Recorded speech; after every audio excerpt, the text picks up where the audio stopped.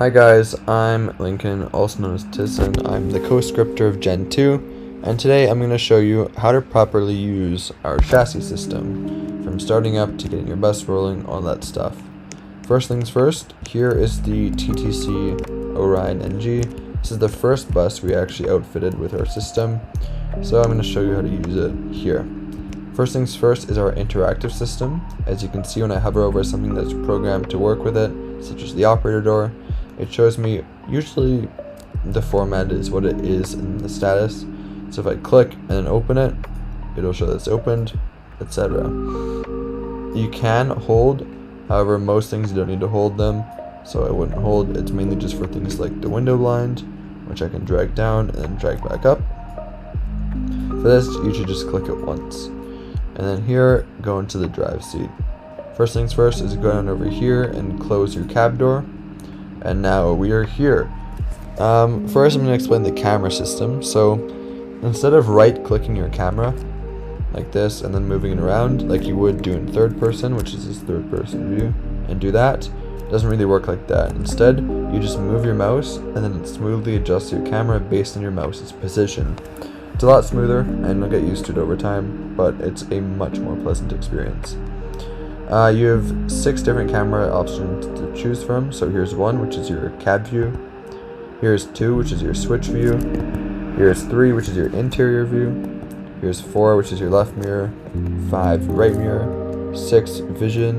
And then 7 is just your third person view. Alright, so let's get our bus started up. Over here, I usually like to turn my driver's light, so click that. And then here is our master switch.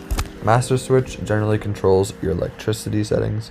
So the available options are stop engine, which just shuts down everything. Day run, which is if you're in a day run. Night run if you're in a night run. And then night park if you're parking your bus at night. Although generally from what I've heard, nobody uses night park and nobody uses day run. For example, if I turn on day run right there, and go into the front of my bus, you'll see my front lights don't actually turn on, which is a bad thing because usually you want your lights turned on. So I'm going to hit it once more, and now it is a night run, and now my front lights turn on. Perfect. So now we have that on. Now you want to close your doors. The door handle works like this. Right mouse button turns it that way. Left mouse button turns it this way. So this setting is front door open plus forced rear, like so.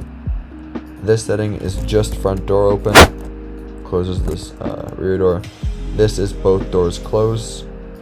This just force opens the rear door, so as you can see it opened there.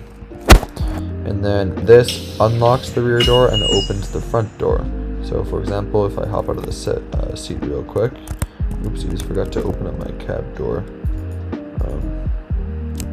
There we go. And then if you try and go to the back, you'll do that. Perfect. And then to close that, I'm just going to put them into neutral. And then this yellow button here, orange, whatever, click that, and now your engine is started up. Perfect. Here's your retarder switch. So if you want your engine to rev high when you're braking, kind of like a hybrid, keep this on. If not, turn it off. I'll demonstrate both, but keep it off for now. That switch is non-functional. Those two are non-functional. Most of them here don't work because they're not that important. The driver's light does. Here's your gear shifter. First thing you want to do, if you want to do it, is hold your brake. It doesn't matter if you're full or half. Your foot has to be on the brake. And then press your desired gear. You cannot shift from drive to reverse. You have to go into neutral before shifting between either of those. Alright. That is generally how the cab works. There's also parking brake over there, which you can click. However, let's go over the keybinds, because those are pretty important as well. Now, since our system is pretty realistic, we generally like to stay away from most keybinds, so only important ones are on here. So yeah, there's the camera stuff, 1 through 7. Then there's the parking brake, which is space. No, it'll not hop you out of the seat. That's what that button is for. But if you hit space, it'll turn on and off your parking brake. But you can also use the cab switch. They'll both do the same thing. For gear shifting, D is drive is R, neutral is T, and then reverse is Y. you do have to hold brakes. So for example, if I were to use this and click, it'll do that. And if I use my keybinds, it'll work as well. Mouse steering, usually it's keyboard steering is enabled by default. We use WASD. Mouse steering enables your mouse for usage for your steering axis. It does not actually change your driving axis, however.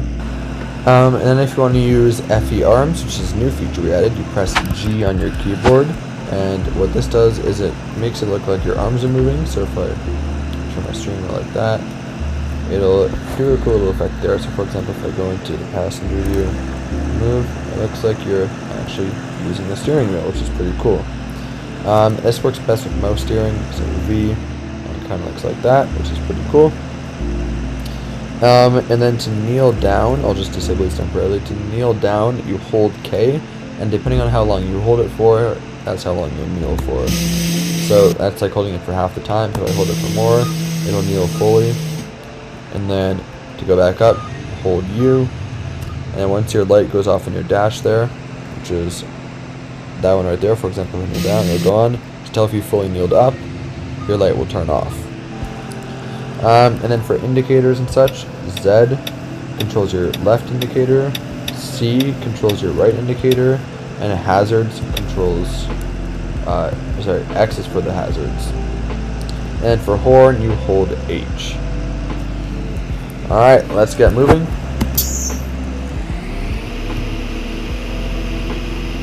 To control half power, so either braking or acceleration, hold F for full, otherwise it is half by default. So if I want to do full acceleration, I can hold, otherwise I'm just going to cruise and do half.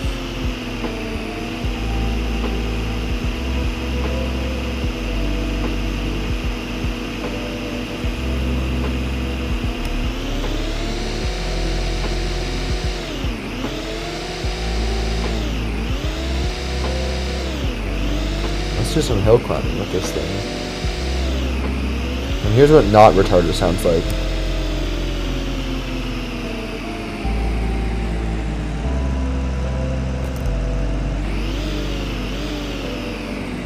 So that's normal, sounds like a traditional bus. And if I enable the retarder, when I'm braking, the RPMs will kind of skyrocket in an attempt to assist the brakes. I'll wait until I'm in gear 3 real quick. Alright, let's see what it sounds like with the retarder on. It sounds more like a hybrid. Alright, let's try this hill real quick, and then you should be good to go.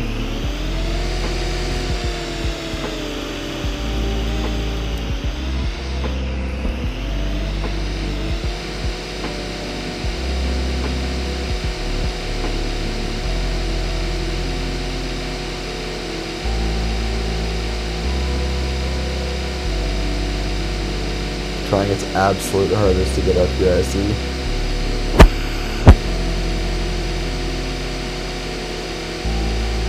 Boom, we got up.